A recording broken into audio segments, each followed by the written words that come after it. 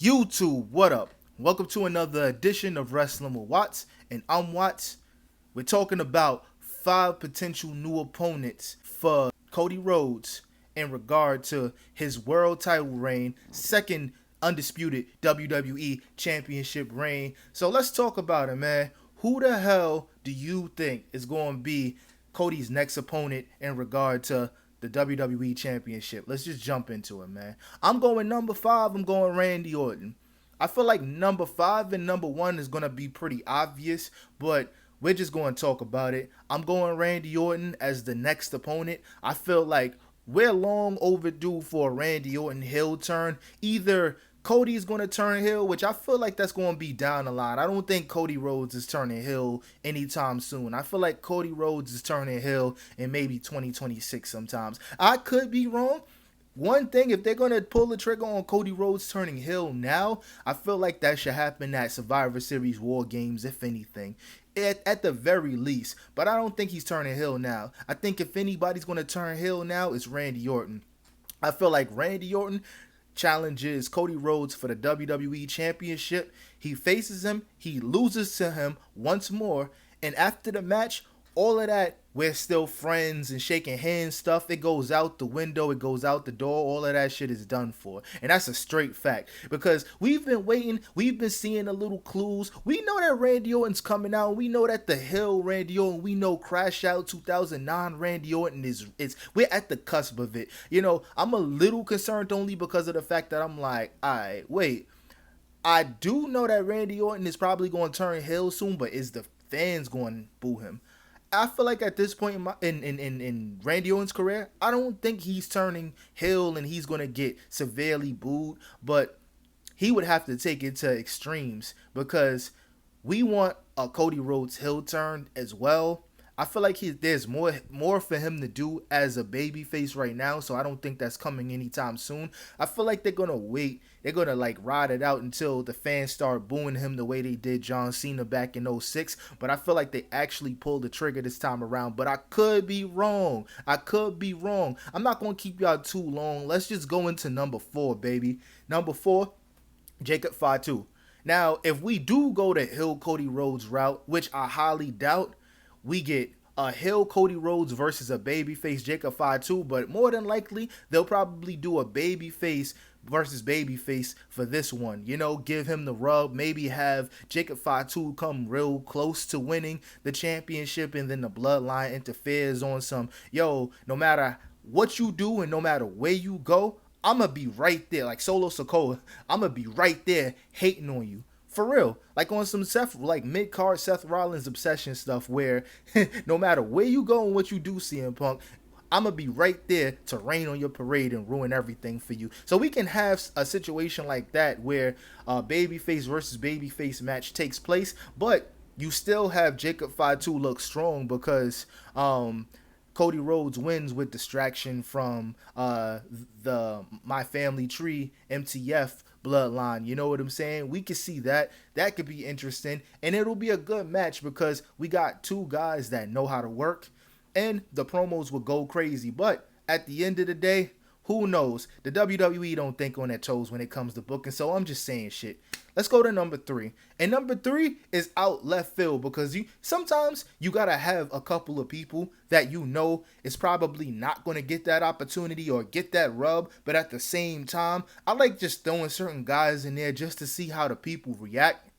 And one of the people that I've been fiending for this to happen for is number 3, which is Montez Ford. This is a long shot. This is a definite long shot. I'm going to be real with you. And that's only because Triple H, you know how Triple H is. He has a history of not really booking us great. But it is what it is. I'm saying Montez Ford only because the Street Profits do need to break up. If we tried the Hill route, we tried the faction route, maybe it wasn't the right faction. Maybe it wasn't the right opportunity to turn heel. But let's do a split. They don't even have to be a heel turn, face turn, just an amicable split. Jesus Christ.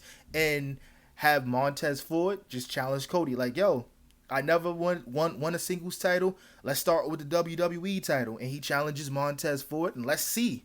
You know what I'm saying? Let's see. I feel like the reason why we don't get a lot of us getting booked, despite the fact that Triple H just has his favorites, but they just don't take enough risk. They don't take enough risk. It might work. And if it doesn't work, what the hell? You know what I'm saying? There's so many other people that they've put in that main position that it didn't work with, and they eventually figured it out, or did it.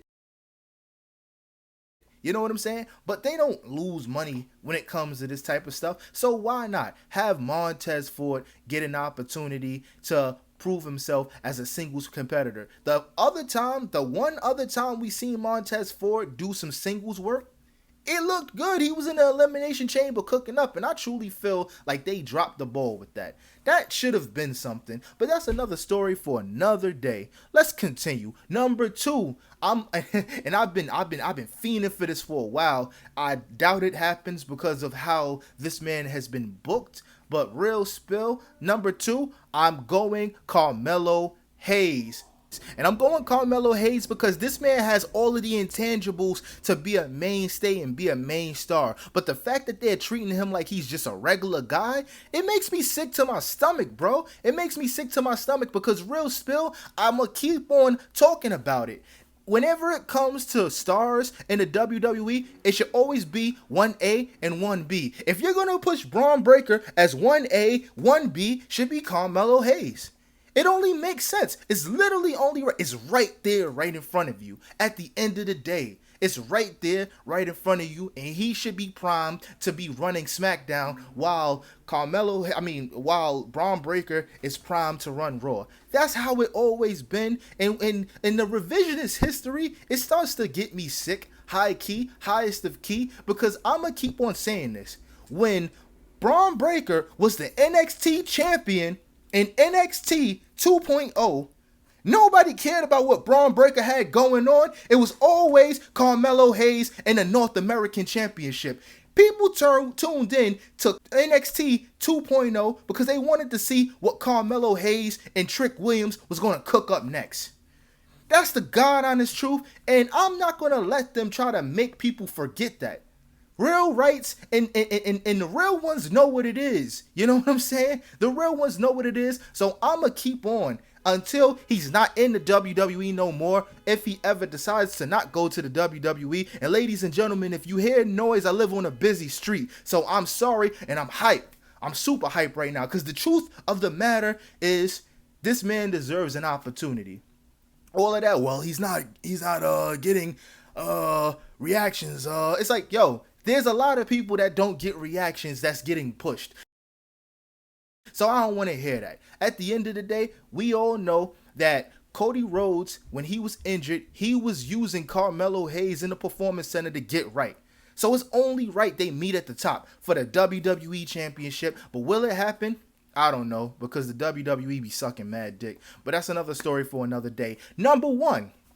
Drew McIntyre. This is an obvious one. I told you 5-1 was going to be obvious. Drew McIntyre is probably the only obvious next opponent for Cody Rhodes. It makes sense. Former tag team champions both had to leave the WWE to get hot so that they could come back and win the championship.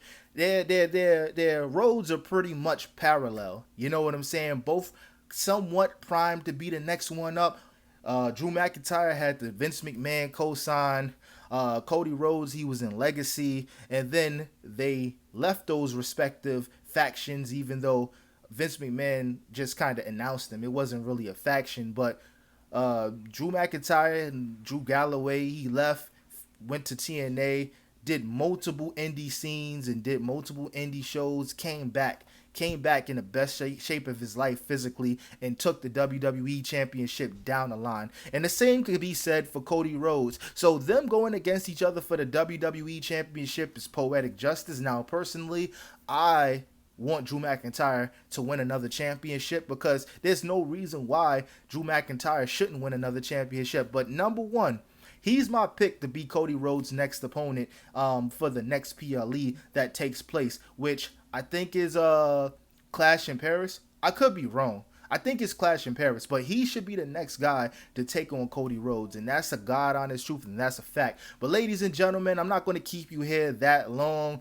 This was a quick one because there's not a lot of formidable opponents that's being broadcasted and advertised as a guy that could potentially beat Cody Rhodes. So I wanted to do a little quick one. Will it happen? I don't know. But I know for a fact down the line, Drew McIntyre and Cody Rhodes is going to run into each other. And so will him and Randy Orton again. And it might be a heel Randy Orton. But yo, let me know what you guys think in the comment section below. I appreciate y'all tapping in with me. I'm out though. Peace.